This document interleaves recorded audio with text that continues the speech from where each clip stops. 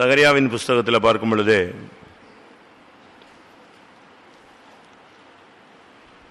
பின்மாறி காலத்து மழைக்காக வேண்டிக் கொள்ளுங்கள் என்ற வார்த்தை சொல்லப்பட்டிருக்கிறது. சகரியா 10:1. பின்மாறி காலத்து மழையை கர்த்தரிடத்தில் வேண்டிக் கொள்ளுங்கள், அப்பொழுது கர்த்தர் மின்னல்களை உண்டாக்கி வயல்வெளியில் அவரவருக்கு பயிருண்டாக அவர்களுக்கு மழையை கட்டளையிடுவார். பின்மாறி காலத்து மழைக்காக வேண்டிக் கொள்ளுங்கள் சொல்லி.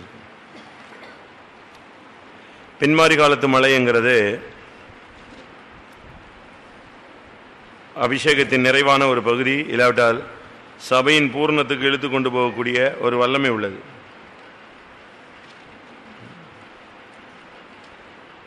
பின்மாறி காலத்து மழைக்காக வேண்டிக் கொள்ளுங்கள் என்று சொல்லியிருக்கிறார். நாம் அபிஷேகம் பெறும் பொழுது, புதிதாக அபிஷேகம் பெறும் பொழுது, அந்த அனுபவத்தினுடைய பெயர் முன்மாறி. ஆனால் இப்பொழுது நமக்கு தேவன் கொடுக்கிற அனுபவம், அபிஷேகம் பெற்று ஒரு வளர்ச்சி வந்து பின்பு ஒரு பூர்ணத்துக்காக கொடுக்கிற அனுபவத்துக்கு பெயர் பின்மாறி. அவர் ஏற்கனவே உங்களுக்கு முன்மாரியையும் பின்மாரியையும் கட்டளையிடுவார் அந்தந்த பருவத்திலே. எரேமியா 5:24 அந்தந்த பருவத்தில் எங்களுக்கு மழையையும் முன்மாரியையும் பின்மாரியையும் கொடுத்து அப்படின்னு சொல்லியிருக்கு. அந்தந்த பருவத்திலே எங்களுக்கு மழையையும் முன்மாரியையும் பின்மாரியையும் கொடுத்து, அந்தந்த பருவத்தில் அவர் முன்மாரி கொடுப்பார், பின்மாரி கொடுப்பார். உன்னுடைய பருவம் எந்த பருவம்? நீங்கள் புதிதாக வந்தவர்கள், இல்லாவிட்டால் இதுவரை அபிஷேகம் பெறாதவர்களாக இருந்தால் உங்களுக்கு கர்த்தர் முன்மாரியை கொடுக்க வேண்டும். ஒரு குறிக்கப்பட்ட அளவு இந்த பாதையில அபிஷேகத்தின் வளர்ச்சிக்குள்ள நீங்கள் வந்திருந்தால், ஆவியானவருடைய உதவியோடு இந்த மார்க்கத்தில் நீங்கள் முன்னேறி கொண்டிருந்தால், உங்களுக்கு பூரணத்திற்காக ஒரு பின்மாறி மலையை கர்த்தர் செய்வார், கட்டளையிடுவார். சரி, பின்மாறி காலத்து மழைக்காக வேண்டிக் கொள்ளுங்கன்னு சொல்லியிருக்க. ஆனா சில நேரத்தில் பின்மாறி காலத்து மழைக்காக வேண்டிக் கொள்றோம், ஏன் மழை பெய்யல? 1 மணி நேரம் காத்திருந்தோம், இடி இடிச்ச மாதிரி இருந்துச்சு, கண்ணீர் விட்டோம், சுத்திகரிச்சோம், கார்மேகம் வந்தது போல வந்தது, ஏன் மழை பெய்யல? ஏன் இன்னும் நம்ம 6:30 தொடங்கணும், 7:30 தாண்டிட்டோமே, இன்னும் ஏன் பின்மாறி இல்லை? ஏன் மழை இல்லை? ஏன் ஒரு சிலருக்கு இன்னும் அபிஷேகமே கிடைக்கல? ஒரு சிலருக்கு கிடைச்ச அவங்க அப்படி விட்டுட்டாங்களே, ஏன் இன்னும் ஒரு சிலருக்கு ஆவியில் நிரம்ப முடியல? அதுக்கு என்ன காரணம்? இதை நாம் தேவனுடைய சமூகத்தில் வசனத்தில் நாம் ஆராய்ந்து பார்த்தால், எரேமியா 3ஆம் அதிகாரத்தில் 3ஆம் வசனத்தில் இதனுடைய பதில் இருக்கிறார். எரேமியா 3:3. அதிநிமித்தம் மழை வருஷியாமலும் பின்மாறி இல்லாமலும் போயிற்று, உனக்கோ சோர ஸ்திரீயின் நெற்றி இருக்கிறது, நீயோ நாணமாட்டேன் என்கிறாய். இங்கே ஒரு காரணம் சொல்லி இருக்கிறது. சோர ஸ்திரீயின் நெற்றி உனக்கு இருக்கிறது, நீ நாணமாட்டேன் என்கிறாய். அது நிமித்தம் மழையும் பெய்யல, பின்மாரியும் இல்லை, முன்மாரியும் இல்லை, பின்மாரியும் இல்லை, நார்மல் மழையும் இல்லை, ஒரு அபிஷேகமும் இல்லை. அபிஷேகம் இல்லாதவங்க, இதுவரைக்கும் கிடைக்காதவங்க, உங்களுடைய மனதை நீங்க சரிப்படுத்தணும். நெற்றி மனதை காண்பிக்கிறது. உங்களுடைய நெற்றி சரியில்லைன்னு சொன்னா, உங்களுடைய சிந்தை சரியில்லைன்னா அபிஷேகம் ஊற்றப்படாது. இல்லாவிட்டால் உங்களுடைய பாத்திரம் சரியில்லைன்னு அர்த்தம். எவ்வளவு பெரிய பாத்திரம் இருந்தாலும் பாத்திரம் சுத்தமாக இல்லாவிட்டால் பாலை வார்க்க முடியாது, இல்லையா? அதுபோல உன்னுடைய சிந்தை, உன்னுடைய நெற்றி, உன்னுடைய எண்ணங்கள், உன்னுடைய தெய்வீகம் இல்லாத ஒரு தன்மை இருந்தால் மழை பெய்யாது, பின்மாறி பெய்யாது. நீ என்னதான் நீ அபிஷேகம் பெற்ற ஒரு ஆளா இருந்தாலும் சம்மர் சாட் அடிச்சா கூட ஆவியில நிரம்ப முடியாது, அந்நிய பாஷை வராது, அழுவ, கத்துவ, கூக்குறிடுவ, எசுவே என்னை நிரப்பிடுங்கன்னு சொல்லுவ, ஆனா அபிஷேகமே வராது. காரணம், உன் மைண்டு சரியில்லை. கிறிஸ்துவை பற்றிய உண்மை நின்று உன்னுடைய மனம் சர்ப்பத்தினால் கெடுக்கப்பட்டிருக்கிறார். மனம் கெட்டு போனவர்களுக்கு அபிஷேகம் கொடுத்தா பிரயோஜனம் இல்லையே. அதனால உன்னை நெற்றியை நீ இந்த நேரத்தில் சரிப்படுத்தணும். சோரஸ்திரியின் நெற்றி, மாம்ச சிந்தை, வேசித்தனத்தினுடைய இல்லாவிட்ட விபசாரத்தினுடைய இல்ல உலகமான அப்படிப்பட்ட உலக ஸ்நேகங்கள், இவைகள் இருக்கு மட்டும் ஆவியானவர் அந்த இடத்துல அசைவாட முடியாது. உலக ஆடம்பரங்கள், உலக ஐஸ்வர்யங்கள், உலக சிநேகங்கள், மாம்சீகமான எண்ணங்கள், இவைகள் ஒரு மனிதனுடைய மனதில் போராடி கொண்டே இருக்குமானால் அங்கு ஆவியானவருடைய அசைவாடுதலை காண முடியாது. அந்த நிரப்புதலை நாம் உணர முடியாது, பெற்றுக்கொள்ள முடியாது. நெற்றி. இரண்டாவது, நீயோ நாணமாட்டேன் என்கிறாய். ஒரு ஜீவியத்தில் உள்ள தோல்விகளுக்கு முதலாவது இது மனஸ்தாபப்படுவதை காண்பிக்கிறது.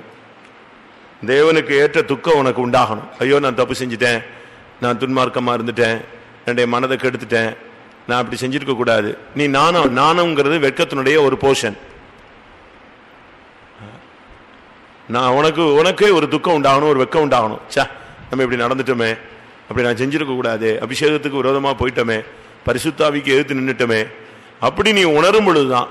அது இங்கே சொல்லியிருக்கு, நீ உனக்கு சோரஸ்திரியின் நெற்றி இருக்கிறது, நீயோ நாணமாட்டேன் என்கிறாய். ஒருவன் ஆசாரியனாய் மாறினால் அவனுடைய நெற்றியில ஒரு பட்டம் கட்டணும். அந்த பட்டத்துக்கு பேர் என்ன? கர்த்தருக்கு பரிசுத்தம். வெளிப்படுத்தல் 1:6 இயேசுவின் இரத்தத்தினால் கழுவப்பட்ட ஒவ்வொருவரும் யாரு? ஆசாரியர்கள். வெளிப்படுத்தல் 1:6. நம்மிடத்தில் அன்பு கூர்ந்து தமது இரத்தத்தினாலே நம்முடைய பாவங்களற நம்மை கழுவி தம்முடைய பிதாவாகிய தேவனுக்கு முன்பாக நம்மை ராஜாக்களும் ஆசாரியர்களும் ஆக்கின அவருக்கு மகிமையும் அவருடைய இரத்தத்தினால் கழுவப்பட்ட ஒவ்வொருவரும் ஆசாரியர்கள். ஆசாரியன் சொன்னா நம்ம எல்லாருமே ஆசாரியர்கள் தான், இயேசுவின் இரத்தத்தினால் கழுவப்பட்டவர். அப்போ நம்முடைய நெற்றியில என்ன இருக்கணும்? ஒரு பட்டம் இருக்கணும். அதாவது சிந்தை பாதுகாக்கப்பட்டு கர்த்தருக்கு பரிசுத்தம் அப்படிங்கிற ஒரு நெற்றி பட்டம் இருக்கணும். தெரியுமா அந்த வசனம்? உன்னுடைய நெற்றியில கர்த்தருக்கு பரிசுத்தங்கிற ஒரு பட்டம் இருக்கணும். ஒரு ஆசாரியன்னு சொன்னா அவனுடைய நெற்றியில கர்த்தர் அதைத்தான் எதிர்பார்க்கிறார். அவனுடைய நெற்றியில அந்த கர்த்தருக்கு பரிசுத்தம் என்கிற அந்த தன்மை இல்லாவிட்டால் அவன் ஆசாரியனா இருந்து பிரயோஜனம் இல்லை. ஏனென்றால் பலதரப்பட்ட ஜனங்கள் வருவாங்க கர்த்தருடைய சமூகத்தில். அப்படி கர்த்தருடைய சமூகத்தில் பலதரப்பட்ட ஜனங்கள் வரும்பொழுது உன்னுடைய சிந்தை கெட்டு போய் கிடக்கும். அதனால நீ எப்பொழுதுமே லேவியராகமத்தில் நீங்க பார்க்கலாம், 8ஆம் அதிகாரமா 8:9 நீங்க அதை பார்த்தீங்கன்னா, அவன் தலையிலே பாகையை தரித்து பாகையின் மேல் அவன் நெற்றியிலே பரிசுத்த கிரீடம் என்னும் பொற்பட்டத்தை என்ன செய்தான்? கட்டினான். அதுல என்ன எழுதியிருக்கோம்? கர்த்தருக்கு பரிசுத்தம். வேற எங்க இருக்கு அந்த வசனம்? யாத்திராகமம் 28. பசும் பொன்னினால் ஒரு பட்டத்தை பண்ணி கர்த்தருக்கு பரிசுத்தம் என்று அதிலே முத்திரை ஒட்டாக வெட்டி அது பாகையில் இருக்கும்படி அது இளநில நாடாவினால் பாகையின். யாத்திராகமம் 28:36. இது தேவனுடைய பிள்ளைகள் எப்பொழுதும் இதை வச்சிருக்கணும். உங்களுடைய சிந்தை பாதுகாக்கப்படணும். கோலியாத்து விழுந்ததுக்கு காரணம் அவனுடைய நெற்றி பாதுகாக்கப்படவில்லை. கோலியாத்து எவ்வளவு பெரிய வல்லமையான ஒரு நபர். அவன் ஒரு விதத்தில் சத்ருவாக இருந்தாலும் இன்னொரு விதத்தில் அவன் பயங்கர ஜெய்ஜாண்டிக் ஃபிகர். அவனைத்தான் பெலிஸ்தர்கள் நம்பி இருந்தார்கள். ஒரு தேசமே அவனை நம்பி இருந்தது.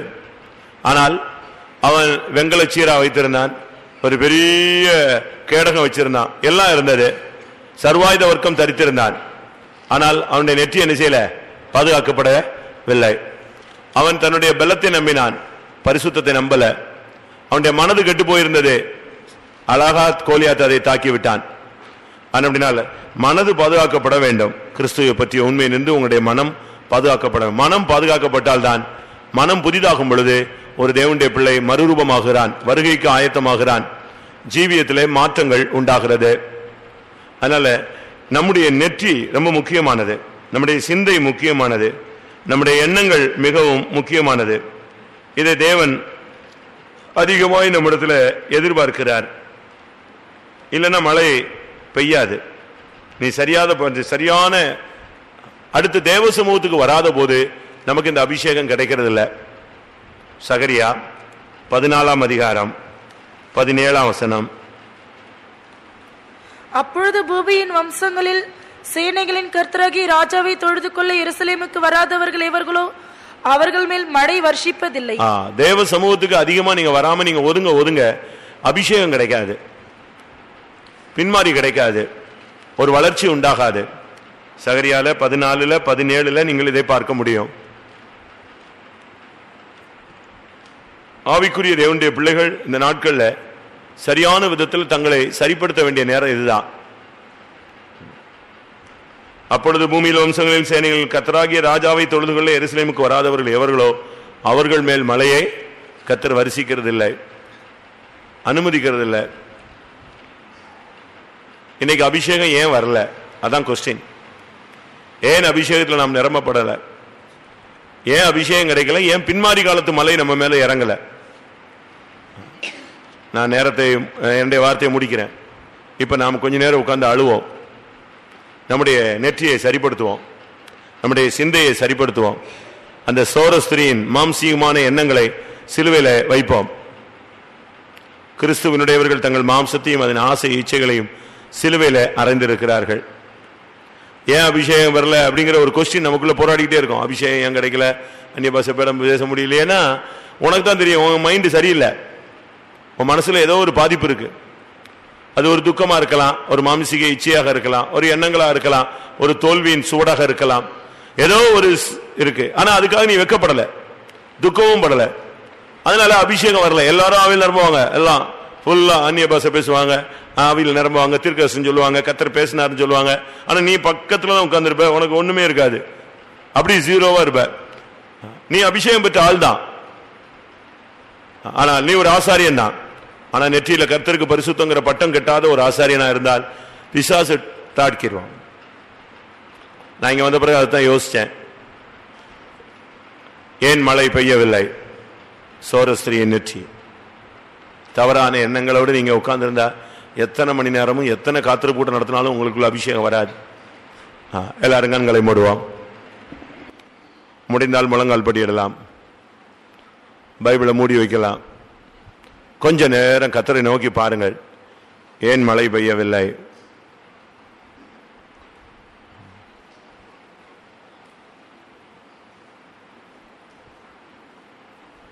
மழை பெய்யாததுக்கு வானிலை அறிக்கை சொல்லுவாங்க, பருவ காற்று வீசலன்னு சொல்லி. அந்தந்த பருவத்தில் அந்தந்த காற்று வீசினா அந்தந்த மழை பெய்யும். அந்தந்த பருவத்தில் முன்மாரியும் பின்மாரியும் கொடுக்க தேவன் ஆயத்தமாக இருக்கிறார். நீ உன்னுடைய சிந்தையை சுத்தீரி, உன்னுடைய எண்ணங்களை பரிசுத்தப்படுத்து, உன்னுடைய ஜீவியத்தில் உள்ள தோல்விகளுக்காக மனஸ்தாபப்படு, வெக்கப்படு, அறிக்கையிடு, தேவ சமூகத்துக்கு வருவேன் என்று ஒரு தீர்மானம் எடு. அப்பொழுது கர்த்தர் பின்மாரி காலத்து மழையை அனுப்புவார். கொஞ்ச நேரம் எல்லாரும் முடிந்தவர்கள் எல்லாரும் முழங்கால் படியிட்டு கர்த்தருடைய சமூகத்தில் காத்திருக்க போகிறோம். நல்ல வாயை திறந்து ஆவியானவரோடு பேசுங்கள். மௌன ஜெபம் வேண்டாம், மௌன விரதமும் வேண்டாம், கண்களை திறந்து அங்கங்க சுத்துறதும் வேண்டாம், அவசியம் இல்லாமல் எழும்ப வேண்டாம். கொஞ்ச நேரம் அப்படியே ஆண்டவருடைய பாதத்தை பிடிச்சு கெஞ்சி நம்முடைய ஜீவியத்தில் எண்ணங்களை சரிப்படுத்தி போய் அவருடைய பாதத்தில் முத்தமிடு.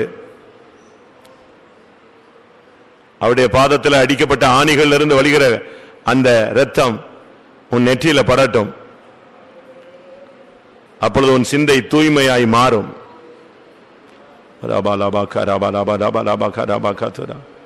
அவருடைய கைகளை முத்தமிடுவாயாக. அப்பொழுது உன் நெற்றி அந்த கையில படட்டும், உன் நெற்றி பரிசுத்தமாகட்டும். சிலுவையின் நிழலுக்கு போ, சிலுவையிலிருந்து ஒழுகுகிற இரத்தம் உன் நெற்றியில படட்டும், உன் சிந்தை பரிசுத்தமாகட்டும். தயவு செய்து அங்கெங்க போக வேண்டாம், அங்கெங்க பார்க்க வேண்டாம். முடிந்தால் எங்க இருந்தாலும் முழங்கால் படியிட்டு, தெய்வமே பரிசுத்த ஆவியை நான் வாஞ்சிக்கிறேன். திருத்துவத்தில் 3வது பகுதியாகிய தேவ ஆவியானவரை நான் விசுவாசிக்கிறேன். ஹல்லேலூயா. பழைய ஏற்பாட்டு காலங்களில் அசைவாடி கொண்டிருந்த தேவன் புதிய ஏற்பாட்டு காலங்களில் உள்ளங்களில் தங்குகிற தேவனாயிருக்கிறீர்.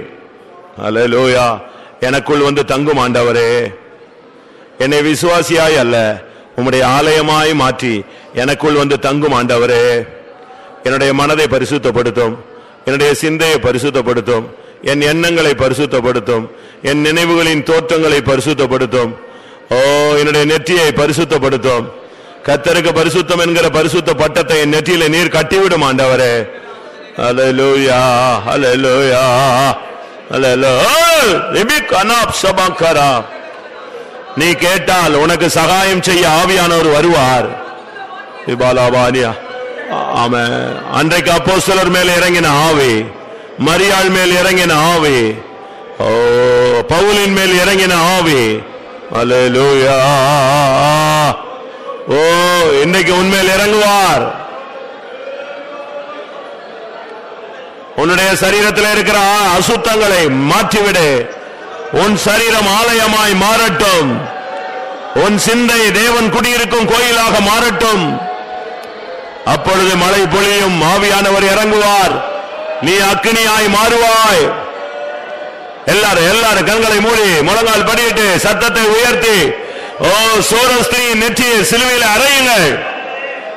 கர்த்தாவே, பின்மாறி காலத்து மழைக்காக வேண்டிக் கொள்கிறோம். ஒரு நிறைவான வல்லமையை நாங்கள் எதிர்பார்க்கிறோம்.